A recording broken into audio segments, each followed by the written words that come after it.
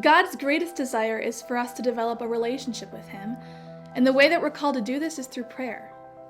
Relationships require communication, and prayer is our way of communicating with God.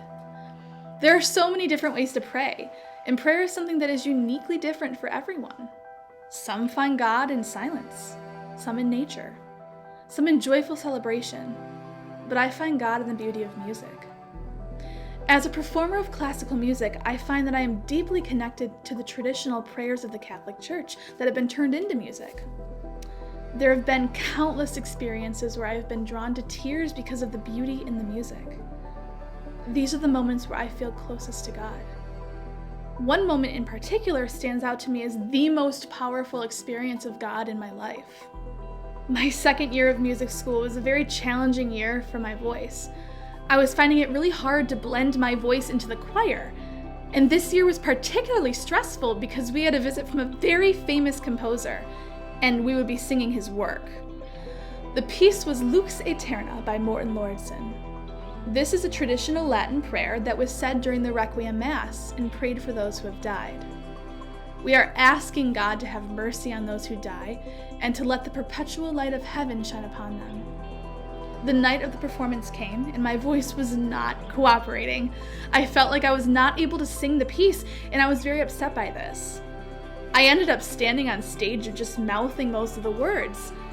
And as we were performing at Orchestra Hall in Detroit, and the orchestra was swelling around me, I became immensely aware of the words I was saying. It was as if God was asking me to take this time and internalize the words and pray for those who most needed these prayers. He was telling me that it was okay that I couldn't sing them, and that taking in the beauty of the words and the music was prayer enough. I began to pray for my family members who had died. I moved to praying for all those who had died, who were in need of God's endless mercy. I felt in my soul that God was standing with me while the beautiful music was taking place around me. It was truly an out-of-body experience, and I realized that tears were falling down my face, and I felt God's beauty and love surrounding me. Here is a particularly beautiful excerpt from the 30-minute piece. The prayer is O Nata Lux, or O Light born of light, Jesus, Redeemer of the world, mercifully deem worthy and accept our prayers. O you who once deigned to be hidden in the flesh on behalf of the lost, allow us to become members of your holy body. In this passage, the music is pleading with God to hear and accept us who are unworthy. In this particular moment, I really felt like I was kneeling before God, pleading for His beautiful mercy. It was an experience I will never forget.